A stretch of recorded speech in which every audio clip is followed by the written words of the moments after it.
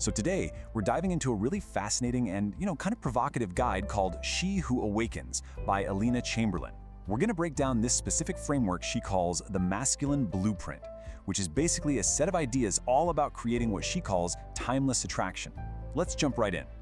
Right off the bat, the guide hits us with this really powerful idea. The whole premise is that falling in love isn't some finish line you cross one time and you're done. For a relationship to really work, to thrive, that spark has to be reignited. It's something you have to choose to do over and over again. So what exactly is this masculine blueprint? Well, the author defines it as a kind of roadmap to the psychological triggers that, in her view, really drive male attraction and, more importantly, long-term commitment. In this explainer, we're going to walk through the 4 main pillars that make up this whole blueprint. Okay, so the first pillar of this blueprint is called the visual gateway.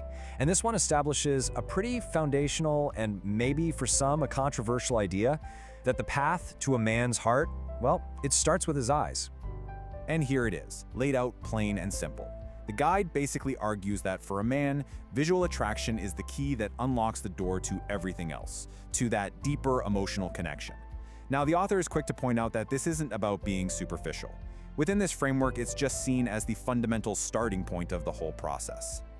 Now this is where it gets really interesting. The author points out this disconnect between what men say they want, natural beauty, and what they actually respond to. The guide claims that what they're often admiring is actually really high-quality, intentional grooming that just happens to look effortless. So it's not that they hate makeup, it's that they're turned off by a messy or unrefined application.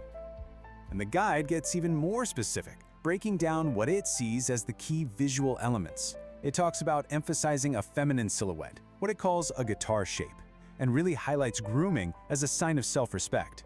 It also mentions things like a friendly open gaze and a smile. But this last point is crucial: novelty. The idea is that you have to subtly evolve your look over time to keep things fresh and stop the attraction from getting stale. So, once that visual gateway is open, where do you go from there? Well, Pillar 2 is all about the soul of communication. The guide basically frames this as the bridge that takes you from that initial attraction to a genuine appreciation of who you are, your character. This is all about cultivating what the author calls your social advantage.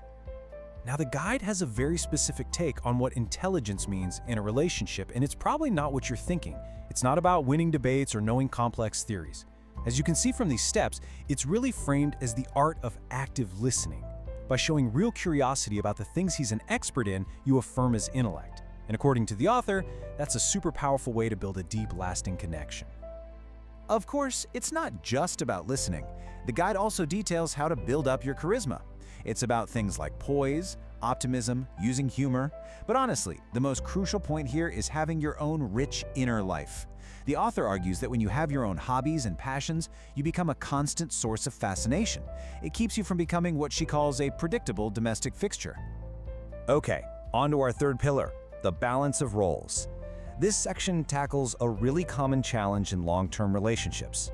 How do you manage all of life's demands without just losing that initial spark?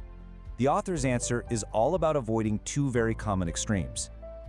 And here they are, the 2 big pitfalls to watch out for. On one side, you've got what she calls the housewife paradox. This is where a woman gets so lost in taking care of the home and chores that she kind of becomes invisible to her partner's desire.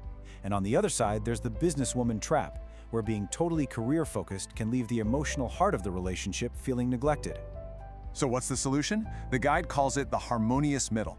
And the idea isn't to be some perfect superwoman who does everything. It's actually about having smart priorities. The author argues that investing in the quality of your connection and in your own personal radiance is way more important for long-term attraction than, say, making a perfect home-cooked meal every single night. And that brings us to the 4th and final pillar, which the author describes as the absolute glue of the union: sexuality. This whole section frames it as the essential force that holds a partnership together, especially when life gets tough. So, how does the guide actually define this sexual energy? It's really clear that this has absolutely nothing to do with promiscuity. Instead, it's about cultivating a specific kind of energy, one that keeps what the author calls the hunter's instinct alive in a man. This is that glue we were just talking about, the force that gives a relationship its resilience. The guide makes the point that as relationships go on, physical desire depends less and less on novelty and more on these psychological triggers. A woman's cultivated sexual energy, her voice, her movements, her playful spirit, becomes what the author calls the psychological oxygen that a man's long-term desire needs to breathe. And this quote just brings it all home, doesn't it? The ultimate goal of this entire blueprint, from the visual stuff all the way to this final pillar, is to avoid falling into that comfortable but passionless roommate-like existence. It's all about intentionally building a dynamic where you remain, in the author's words, the eternal object of his desire. So there you have it. We've walked through the 4 pillars of the masculine blueprint as Alina Chamberlain lays it out: the visual gateway, the soul of communication, the balance of roles, and the power of sexual energy. The guide presents all of this as a path to something called relational harmony. And that kind of leaves us with a final thought to mull over. What does that term, relational harmony, truly mean to you?